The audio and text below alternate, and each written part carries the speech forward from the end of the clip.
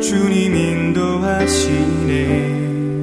그는 보이지 않아도 날 위해 일하시네. 주 나의 인도자 항상 함께 하시네. 사랑과 힘 베푸시며 인도하시네. 인도하시네.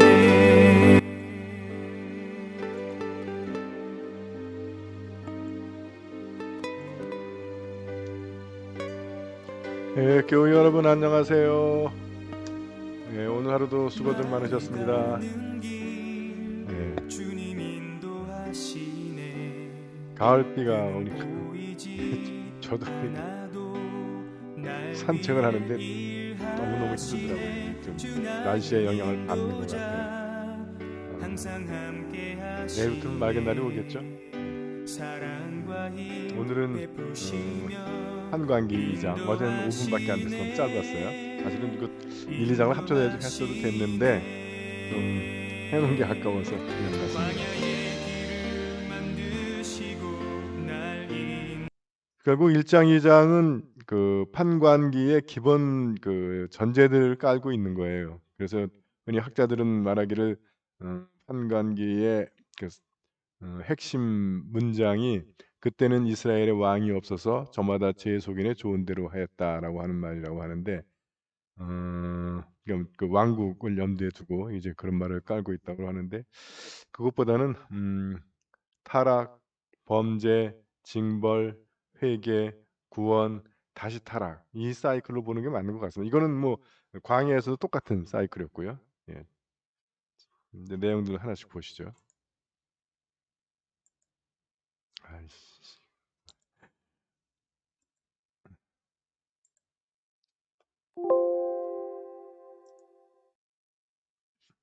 자, 하나님의 징벌이 내려옵니다. 야훼의 천사가 길갈에서 보기모로 올라가 이렇게 말하였다. 나는 너희를 에집트에서 이끌어내었고 너희 조상들에게 주겠다고 맹세한 땅으로 너희를 이렇게 이끌어 들였다. 나는 너희와 맺은 계약을 영원히 깨트리지 않으리라고 했는데, 그런 너희에게 이 땅 주민과 계약을 맺지 말고 그들의 제단을 헐어버리라고 하지 않았느냐? 그런데도 너희는 나의 명령을 듣지 않았다. 어찌 이럴 수 있느냐? 내가 다짐한다. 나는 그들을 너희 앞에서 몰아내지 않으리라. 그들은 너희를 잡는 그물이 되고 그들의 신은 너희를 올가매는 올무가 될 것이다. 이게 우리 볼 때 되게 좋은 것 같잖아요.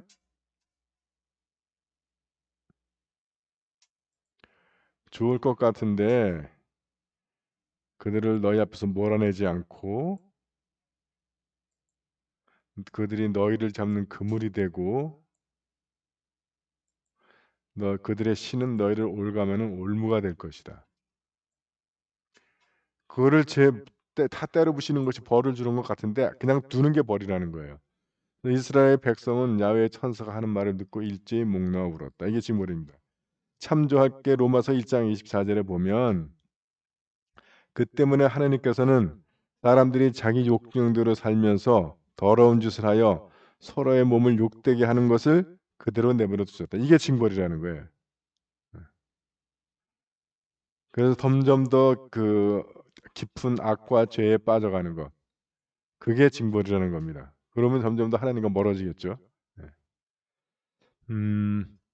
그래서 우리가 언뜻 이해하기 어려운 게 왜 하나님께서는 이런 상황을 보고 계실까라고 하는 그런 의문이 들 때가 있죠. 또는 때로는 원망이 들 때도 있고, 예, 그것이 사실은 징벌을 하나님께서 내리고 계신 중이다라고 하는 것을 이해하시면 되겠습니다.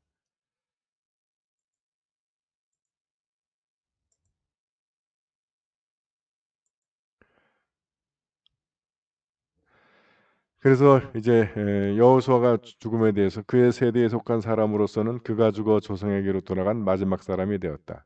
그리고 야훼를 모르는 새 세대, 야훼께서 이스라엘에게 어떤 일을 해주셨는지 모르는 새 세대가 비롯되었다. 그러면 결과는 이스라엘 백성은 자알들을 섬겨 야훼의 눈에 거슬리는 못할 짓들을 하였다. 자기네 조상을 에집트 땅에서 이끌어내신 조상의 하나님 야훼를 저버리고 주위 백성들이 섬기는 다른 신들을 따르며 절하여 야훼의 노여움을 샀다. 그들은 야훼를 저버리고 바알과 아스타로를 섬겼다. 예, 바알과 아스타로는 부부입니다. 그래서 바알은 풍요와 다산을 주관하는 신이라고 알려져서 바알은 남신, 아스타로는 여신이 되는 거죠. 그래서 그 풍요와 다산이기 때문에 이게 그 부부 신이 나와서 성관계를 맺어서 자녀를 낳듯이 그래서 그 풍요와 다산을 준다라고 하는 거예요. 결국 우리 인생에서 하나님을 빼버리면 인간에게 남는 것은 짐승적인 욕구, 짐승적인 욕망만 남는 거죠. 그걸 채우기 위해서. 네. 그래서 바알과 아스타로를 섬길 수밖에 없게 되는 거죠. 그래서 그 세속적인 가치가 가장 중요한 것이 우선순위에 자리하게 되고 그래서 그 짐승 같은 욕망을 갖고 이제 살아가는 거죠. 그래서 이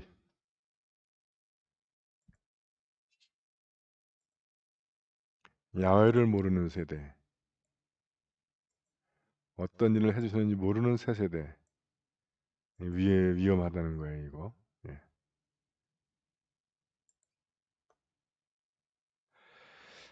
어, 그래서 이제 하나님이 그들과 함께하지 않으니까 그들은 출정할 적마다 야훼께서 손수 그들을 치셨던 것이 이게 굉장히 무서운 거죠. 하나님이 그들의 적이 되신 거예요. 되는 일 하나도 없는 거지. 야훼께서 경고하시며 맹세하신 대로 된 것이다. 그러나 그들이 심한 공경에 빠지면 야훼께서는 판관들을 일으키시어 약탈자들의 손에서 그들을 건져내시곤 하셨다. 예, 그 사이클이죠. 그러면 그때 잠깐 반짝했다가 그러나 그는 여전히 자기들을 이끄는 판관들의 말을 듣지 않고 다른 신들에게 몸을 팔아 그 신들을 예배하였다. 그들은 자기 조상들이 야훼의 계명에 순종하며 걸어온 길을 그대로 살지 못하고 그렇게도 쉽사리 떠났던 것이다. 그들이 누굽니까? 우리야, 우리. 무슨 뭐 지금 여기 지금 이스라엘 백성이 지금 얘기할 때가 아니에요. 우리야. 야훼께서는 그들을 건지시기 위하여 판관들을 일으키시고 언제나 그 판관들과 함께 해주셨다. 그리하여 그 판관이 살아있는 동안에는 그들을 거듭거듭 원수들의 손에서 건져주셨다. 야훼께서는 원수들에게 억눌려 울부짖는 그들의 소리를 들으시고 가엾게 생각하셨던 것이다. 네. 이 판관이 누구예요? 오늘날의 여러분 앞을 위해서 세워주는 판관? 뭐 신부? 뭐 그럴 수도 있는데 어, 여러분들을 일깨워주는 사람 또는 여러분들을 일깨워주는 사건 그것들이 오늘 이 시대의 판관이 되는 겁니다. 그래서 우리를 하나님께로 돌아오게 하고 우리가 빠져있는 그 죄에서 벗어나게 하고 우리가 그 처한 공경에서부터 우리를 건져내게 하는 것 그것이 오늘날의 사사, 오늘날의 판관이라고 할 수 있습니다.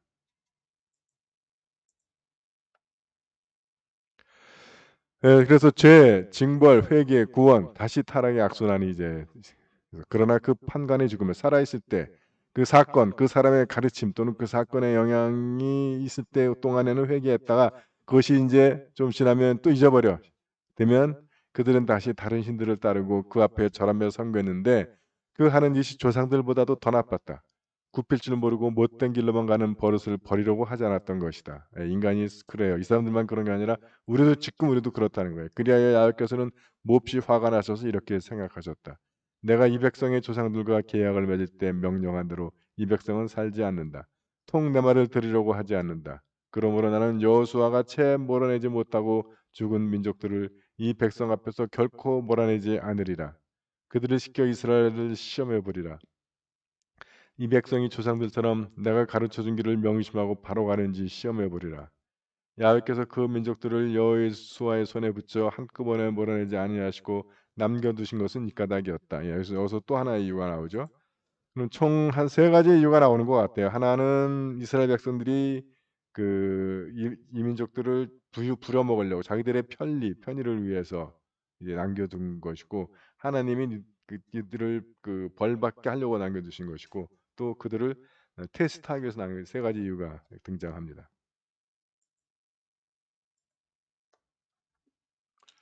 자, 함께 생각해 봅시다. 우리 새 세대에게 하나님을 어떻게 가르칠 수 있을지 생각해 봅시다. 이게 정말 중요한 과제입니다.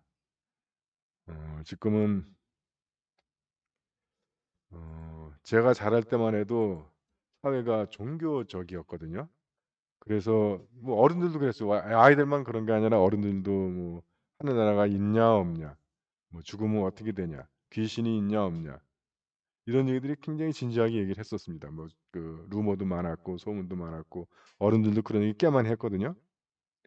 근데 지금은 크리스찬들 중에도 뭐 천국이라든가 부활이라든가 심판이라든가 그런 얘기하면 재미없어해요. 물론 뭐 공간 개념으로서 이 하늘나라 이야기를 하는 것은 그닥 지금 뭐 그 소위 과학의 세례를 받은 현대인들에게서는 그닥 뭐 매력이 없는 이야기죠. 그래서 우리가 그 믿고 또 의지하고 있는 그런 그 가르침들, 교리들에 대해서 우리가 다시 한번 좀 현 시대의 젊은이들에게 그것을 의미 있게 어떻게 우리가 설명할 수 있을까? 이것들이 좀 고민이 돼야 합니다. 신학교에서부터 시작해야 될 거고, 우리 교회에서도 그런 고민들이 돼야 될 거고. 내 인생에서 죄와 구원의 악순환 중에 하느님의 구원을 묵상해 봅시다. 예. 여기서 뭐 그 광야의 수도 반복되지만 여기서도 계속 반복되는 것, 타락, 범죄, 징벌, 회개, 다시 구원, 이 사이클, 그리고 또 다시 타락하는. 예. 우리의 삶 속에도 있었을 거예요. 내가 실수하고 잘못하고 죄를 짓고 가지고 완전히 인생 파탄 상태에 빠질 위기에서 하나님 다시 우리를 구해 주시고, 그래서 또 그때는 회개하고 해서 정말 믿음이 새로웠던 것 같은데 또 시간이 지나면 또 예, 원위치, 고무줄 같은 스프링 같은. 그게 광야 40년 동안 뺑뺑 도는 거예요. 바로 가나안 다 간 것 같은데 또 뒤로 돌아가. 이렇게 빙빙 도는 겁니다. 그러니까 너무 자책하실 건 없고, 그렇다고 또 너무 방심하셔도 안 되고 그런 것 같아요. 하여튼 그런 그 과정 속에서 하나님의 구원, 하나님의 은혜, 하나님의 도우심을 묵상해 보시면 지금 우리가 겪고 있는 어려움, 위기, 이것들도 하나님의 도우심이 함께 하실 거다라고 하는 것을 기대하실 수 있을 겁니다.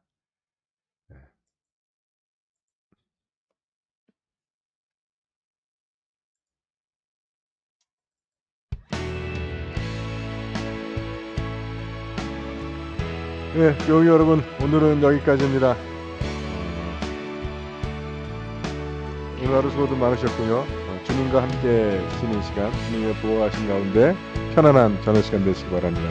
여러분 사랑합니다. 행복하세요.